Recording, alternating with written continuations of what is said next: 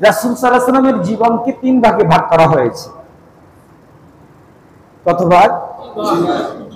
রাসূল সাল্লাল্লাহু আলাইহি ওয়াসাল্লামের দুনিয়াতে পদার্পণের পর থেকে নিয়ে 40 বছর পর্যন্ত, যতদিন পর্যন্ত আল্লাহ পাকের কোরআন রাসূলের উপরে নাযিল হয়নি, এটা একটা রাসূলের জীবনের একটা অধ্যায়। 40 বছর। তারপরে 40 বছর থেকে নিয়ে নবুয়তের জীবন কত বছর? 23 বছর। এই 23 বছরের নবুয়তের জীবন আবার দুই ভাগে বিভক্ত। একটা হলো মক্কি জীবনী আর একটা হলো মাদানী জীবনী। মক্কা রাসূলুল্লাহ সাল্লাল্লাহু আলাইহি ওয়াসাল্লাম কত বছর ছিলেন? নবুয়ত পাওয়ার পরে 13 বছর। মদিনাতে 10 বছর। তাহলে টোটাল রাসূল সাল্লাল্লাহু আলাইহি ওয়াসাল্লামের 63 বছর হায়াতকে তিন ভাগে ভাগ করা হয়েছে। এক ভাগ হলো নবুয়ত পাওয়ার আগের, অর্থাৎ নবুয়ত পাওয়ার আগের মানে একটু কি আবার ভুল বুঝবেন না, এটা নিয়ে তো আজকে কি ভেজাল। তো রাসূল সাল্লাল্লাহু আলাইহি ওয়াসাল্লাম কি 40 বছরের নবুয়ত পেয়েছে? দুনিয়া সৃষ্টি হওয়ার আগেই আল্লাহর রাসূল সাল্লাল্লাহু আলাইহি ওয়াসাল্লাম নবী ছিলেন। আল্লাহ আগেই নবী ওনাকে সাব্যস্ত করেছেন। শুধু উনি না, দুনিয়াতে যত নবী রাসূলুল্লাহ প্রেরণ করেছেন সবাইকে আল্লাহ দুনিয়া সৃষ্টি করার আগেই তাদেরকে নবী বানাইবেন, এটা আল্লাহ পাকের সিদ্ধান্ত ছিল। কিন্তু দুনিয়াতে আসার পরে যখন যার সময় হয়েছে তখন তাকে নবুয়ত আনুষ্ঠানিকতা ভাবে, অর্থাৎ মানুষকে মানুষের সামনে নবী হিসেবে জাহির করার জন্য আল্লাহ পাকে নবুয়তের জিম্মাদারি দান করেছেন। শুধুমাত্র হযরত ঈসা আলাইহিস সালাম দুনিয়াতে আসার সাথে সাথেই উনি নবী। উনি তখনই বলছেন, আনা আব্দুল্লাহ আতানিয়াল কিতাব, আমি আল্লাহর গোলাম, আমি কিতাব নিয়ে এসেছি, আমি নবী। শুধুমাত্র এই কথা বলছেন একজন নবী, সেটা কে? ঈসা আলাইহিস সালাম। বাকি কোন নবীকে আল্লাহ পাক দুনিয়াতে আসার সাথে সাথে নবুয়তের জিম্মাদারি দান করেন নাই। একটা জিনিস মনে করবেন, একটা হলো নবী হিসেবে আল্লাহ কবুল করেছেন, জিম্মাদার দিয়েছেন 40 বছর হায়াতে আমাদের নবীকে। আমাদের নবী নবী ছিলেন, দুনিয়া সৃষ্টি আগেই নবী ছিলেন, কিন্তু আল্লাহ রাসূলকে আল্লাহ নবুয়তের জিম্মাদারি দান করেছেন কখন থেকে? 40 বছর হায়াত যখন রাসূলের হয়েছে, আল্লাহ রাসূলকে আল্লাহ পাক হেরা গুহার মধ্যে ডেকে নিয়ে আল্লাহ রাব্বুল আলামিন নবুয়তের জিম্মাদারি দান করেছেন। এই হিসাবে রাসূলুল্লাহ সাল্লাল্লাহু আলাইহি ওয়াসাল্লামের পুরো 63 বছরকে তিন ভাগে ভাগ করা হয়েছে। প্রথম 40 বছর নবুয়ত পাওয়ার আগ পর্যন্ত, তারপরে 23 বছর মাদানী জীবনী, মক্কি জীবনী। প্রিয় ভাইরা, আজকে আমরা রাসূলুল্লাহ সাল্লাল্লাহু আলাইহি ওয়াসাল্লামের 63 বছর জীবন নিয়ে আলোচনা করব না।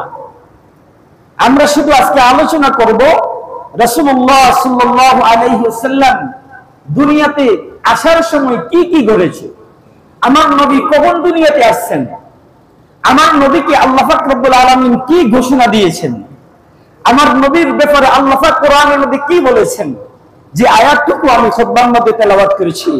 আল্লাহ সুবহানাহু ওয়া তাআলা সূরা আম্বিয়া আয়াত নম্বর 107, এই আয়াতের মধ্যে আমার আল্লাহ বলেন, ওয়া মা আরসালনাকা ইল্লা রাহমাতাল লিল আলামিন। বলেন তো আয়াতটা সবাই, ওয়া মা আরসালনাকা ইল্লা রাহমাতাল লিল আলামিন। হে রাসূল, আমি আপনাকে রহমত হিসেবে প্রেরণ করেছি। কার জন্য? রাহমাত লিল আলামিন। আলামিন তো কি? হ্যাঁ না, আলামিন বিশ্বজগৎ। অনেকে এটাই তর্জমা করে বিশ্বজগৎ মানে কি সারা পৃথিবীর জন্য রহমত হিসেবে প্রেরণ করেছি। না, মিথ্যা কথা, এটা ভুল তর্জমা। আলামিন এটা বহুবচন, সমস্ত জগৎ সমূহের জন্য রহমত হিসেবে আপনাকে প্রেরণ করেছে।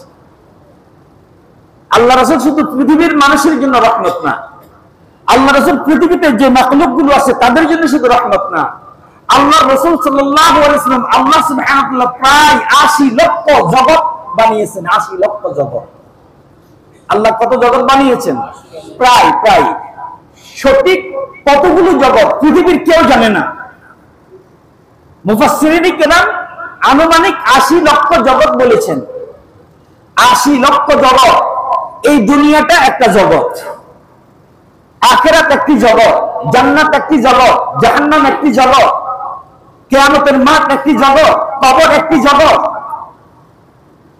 যেরকম আল্লাহ সুবহানাহু ওয়া তাআলা ৮০ লক্ষ জগৎ, ৮০ লক্ষের চেয়ে আরো অনেক বেশি জগৎ বানিয়েছেন।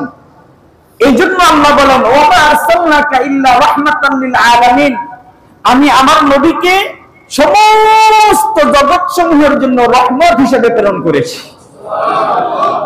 এই জন্য কবি বলেন, जहां तक है रुबूबियत खुदा का वहां तक है नबूवत मुस्तफा का।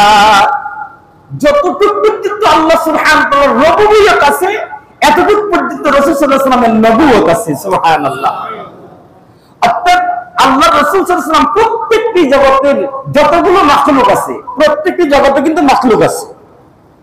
আল্লাহর প্রতিটি জগতে কি আছে? মাখলুক আছে। প্রত্যেক জগতের প্রত্যেকটি মাখলুকের জন্য রাসূল রহমত। রহমত তো কি? রহমত তো কি? আমরা কিন্তু অনেকে জানি না। আমরা বলি না আল্লাহ রহমত করছে, 10 বার দুরূদ শরীফ পড়লে আল্লাহর পক্ষ থেকে রহমত নাযিল হবে, বলি না? বলি কিনা?